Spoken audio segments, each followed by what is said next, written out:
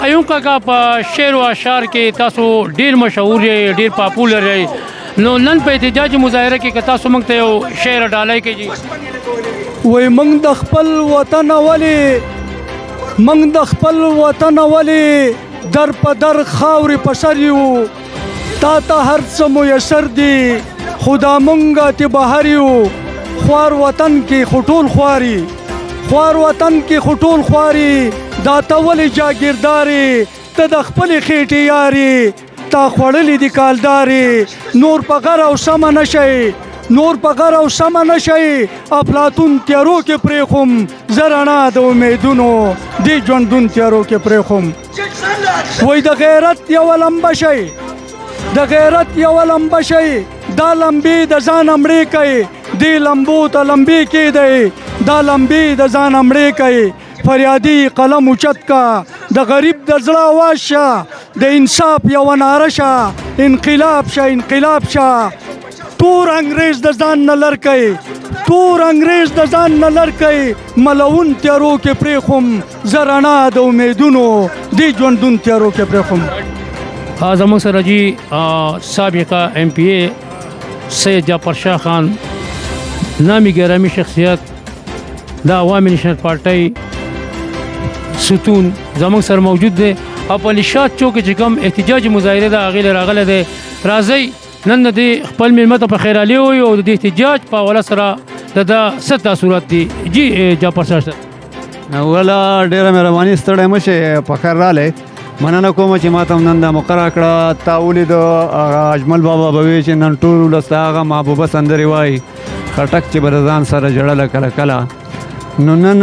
ټول قام راوتی دی د 3 کاله چې په مرکز کې د بیکاره خلکو شو د مسلط خلکو شو د 8 کاله په موږ باندې دا ظلم او زیاتی پرې صوبه کې موږ به چغې ویستې خو پنجاب خلکو به وایي چې نه دا دوی دروغ وایي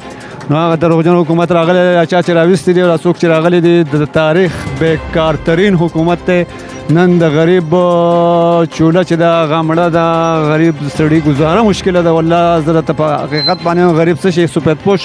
طبقه غم تباه ده نوکر پیشه خلک هم تباه دی نن ډاکټر په روډ دی نن وکیل په روډ دی نن عام مزدور په سړک باندې دی کارخانې بندېږي 19,000 کسان په یک جنبش قلم هغه دي نه نوکرۍ نه لرې کړه وایي چې زه به 50 لکه کورونه ورکوم او 2 کروړه به نوکریانې ورکوم لګیا دي روزانه خلک د نوکرونو وباسي دا را چې اوس قام له پکار ده چې روزي بیدار شي 3 کاله را سره دا لوبې وشي نور قام پوزې له راغلی دې ډرامو ته نور خلک تیار نه دی تا ولید نن د ایمل ولی خان صاحب په کال باندې نن ټوله صوبه کې خلک راوتی دی هغه سړکونو ته راوتی دي او هغه احتجاج کوي نو موږ ډېره غندنه کوو چې دا غریب تباه کوئ مو او دا چې چا راوستي دي هغې پې هم سوچو کې د خدای لپاره د دې مصیبت نه دا قام دمه کړي تاسو خانه 15 کاله ورسره ویستي وو څه محسوس کړو په 15 کاله کې د دوی سره په پیریډ کې ورسره تاسو 15 کاله هغه دا ده چې د عوامو خو د هغې سره سوچ او فکر نشته ځکه چې خو عوامو په ووټ باندې راغلي دي په پاسه په چترۍ باندې راکوز شوي دي په زور باندې ټاپې لګولي دي اوس پکې لا بل شی کوي د الیکشن کمیشن سره هم جګړه ده چې دا دوکه مونږ څنګه وکړو آیین هم نه مني قانون هم نه مني وکیلان عدالتونه د پرې ټولو باندې هغې لګیا دي اثرانداز کېدو کوشش کوي په هغه 15 کاله کې هم تاسو ولید په 3 کاله کې هم دغه حل او بیکاره خلک دی په خبرو نه پوهېږي په اسمبلۍ کې د عوامو اواز نشي پورته کوی او دلته راغلي دي دا قام تباه او برباد که غریب دشمن حکومت دی غریب دشمن قوتونه دي الله دې موږ خلاص کړي